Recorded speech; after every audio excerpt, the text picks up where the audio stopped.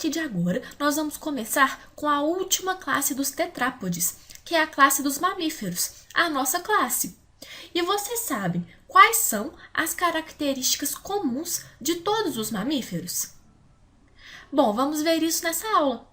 A primeira característica, e a mais importante, que dá o nome de mamíferos, é a presença de glândula mamária. A glândula mamária vai produzir o leite, que vai ser muito importante para a nutrição dos filhotes. E na grande maioria dos casos, as glândulas mamárias ficam localizadas na região das mamas dos mamíferos. Então, de rosa, estou representando aqui as glândulas mamárias. E como eu já falei, essas glândulas são responsáveis por produzir o leite materno. E vocês sabem o que tem no leite? No leite, nós encontramos várias substâncias, como gorduras, carboidratos e também vários tipos de proteínas. E um tipo de proteína muito importante que nós encontramos no leite são os anticorpos, que são aquelas proteínas de defesa e vão ser muito importantes para o sistema imunológico do filhote. Além das glândulas mamárias, os mamíferos apresentam o corpo totalmente ou parcialmente revestido por pelos. E qual que é a importância dos pelos?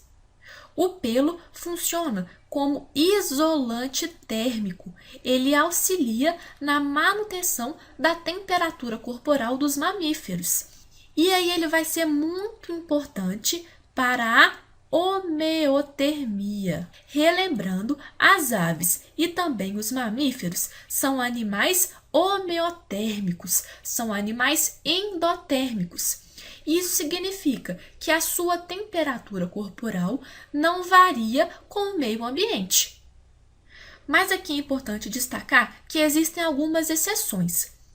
Os mamíferos aquáticos, como por exemplo as baleias e os golfinhos, não apresentam o pelo. E qual que é a consequência disso?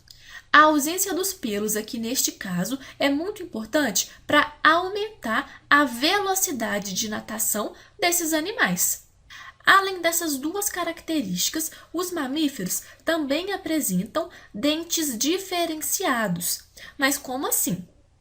Nos mamíferos são encontrados 4 tipos de dentes diferentes. Por exemplo, existem os incisivos, que são dentes mais largos, responsáveis por rasgar e cortar os alimentos. Existem também os caninos, que são dentes muito pontiagudos, importantes para furar e rasgar as presas. Temos também os pré-molares e também os molares, que são dentes maiores, mais largos e responsáveis por esmagar o alimento. Mas por que essa diferenciação dos dentes é importante? Essa diferenciação é muito importante para garantir uma alimentação variada. Cada espécie de mamífero tem um dente adaptado de acordo com a sua alimentação. Vocês querem um exemplo? Bom, um exemplo que nós podemos citar aqui são os animais carnívoros, como o tigre, o leão. Esses animais apresentam os caninos muito desenvolvidos para morder e mobilizar as suas presas. Já os animais herbívoros apresentam os incisivos mais desenvolvidos, isso para facilitar o corte do pasto. O exemplo que nós podemos citar aqui são os coelhos. E por último, uma característica de todos os mamíferos é a presença do diafragma. Mas o que é diafragma? Bom, o diafragma, na verdade, é um músculo. Ele funciona como se fosse uma membrana, separando o tórax do abdômen. E ele vai ser muito importante para aumentar a ventilação dos pulmões e aumentar a eficiência da respiração. Mas nós vamos falar mais sobre isso na nossa aula específica de sistema respiratório. Para essa aula, eu quero que vocês guardem essas 4 características comuns dos mamíferos. E aí, de acordo com o desenvolvimento embrionário, a classe dos mamíferos ainda pode ser subdividida em 3 subclasses.